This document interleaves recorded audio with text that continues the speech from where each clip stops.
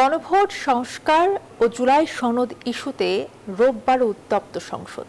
কোনো রকম বিতর্ক ছাড়াই জুলাই সনদ মেনে নেওয়ার আহ্বান জানান বিরোধী দলীয় নেতা। জবাবে স্বরাষ্ট্রমন্ত্রী সালাউদ্দিন আহমেদ বলেন, ৭১-এর পরাজয়ের গ্লানি থেকেই ৭২-এর সংবিধান পরিবর্তনের কথা বলা হচ্ছে। আর এছাড়া সরকারি চাকরিতে সরাসরি নিয়োগের বয়সসীমা নির্ধারণ ও সরকারি চাকরি সংশোধন বিল ২০২৬ পাশ হয় সংসদে। এর মাধ্যমে অন্তর্বর্তী সরকারের জারি করা ২টি অধ্যাদেশকে আইনি রূপ দিল ত্রয়োদশ জাতীয় সংসদ।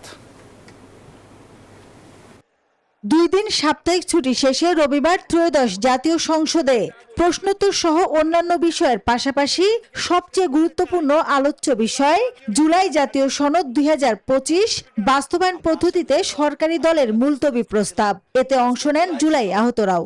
এই বিষয়গুলোর কথা তিনি সেখানে বলেছেন এবং বলেছেন এটা বাস্তবায়নের পথরেখা কি হতে পারে সেই নিয়ে আজকের এই মুলতবি প্রস্তাব। কোন রকম বিতর্ক ছাড়াই জুলাই সনদ মেনে নিতে বিরোধী দলীয় নেতা ডাক্তার শফিকুর রহমানের আহ্বানের জবাবে স্বরাষ্ট্রমন্ত্রী সালাউদ্দিন আহমেদ সরকারের অবস্থান তুলে ধরেন। আর আইনমন্ত্রী আসাদুজ্জামান বলেন, পুরো জুলাই সনদ বাস্তবায়ন করা হবে, এটি নিয়ে রাজনীতির দরকার নেই। আমরা প্রয়োজন ক্ষেত্রে সংবিধানের সংশোধন মানি, আমরা জুলাই সনদ সুন্দরভাবে বাস্তবায়নের বিষয়টা মানি। এই কোনো জায়গায় অমান্যের কোনো জায়গা আমাদের পক্ষ থেকে নেই। সংশোধন করে যে যে সংস্কারগুলো জুলাই সনদের মধ্যে অন্তর্ভুক্ত করা হচ্ছে সেইগুলো ইনকর্পোরেট করব, সেইটাই জুলাই সনদে, সেই পথ ধরে আমরা এগিয়ে যাচ্ছি।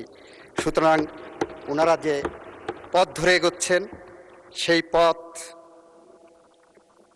আমি বলবো উদ্দেশ্য প্রণোদিত, এটা লিগাল টার্মিনোলজি, অন্যভাবে নেওয়া। এই গোজামেল দিয়ে একটা জনগণকে গণভোট দিতে বাধ্য করছে, আমরা তো মানবো। আসুন সেই আলাপগুলো আমরা সংবিধান সংশোধন কমিটিতে এসে করি, কোনটা কি করা যাবে।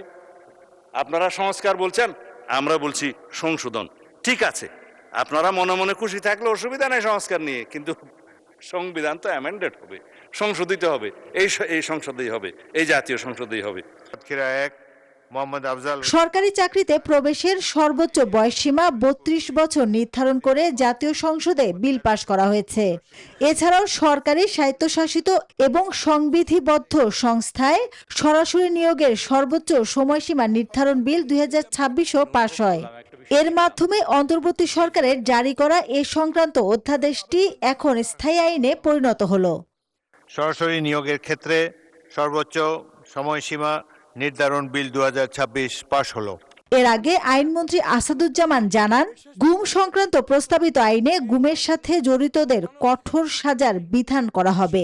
এই সেশনের মাঝামাঝি বা পরবর্তীতে অংশীজনদের সাথে আলাপ আলোচনা করে পরবর্তীতে সুনির্দিষ্টভাবে বিল আনবো, যাতে করে অপরাধীরা কোনোভাবেই ছাড়া না পায়। ২০২৪ সালের আগস্ট থেকে ২০২৬ সালের মার্চ মাস পর্যন্ত সারা দেশে তদন্ত ও যাচাই বাছাইয়ের মাধ্যমে ৪৮১ জন ভুয়া মুক্তিযোদ্ধার গেজেট বাতিল করা হয়েছে বলে জানান মুক্তিযুদ্ধ বিষয়ক মন্ত্রী আহমেদ আজম খান।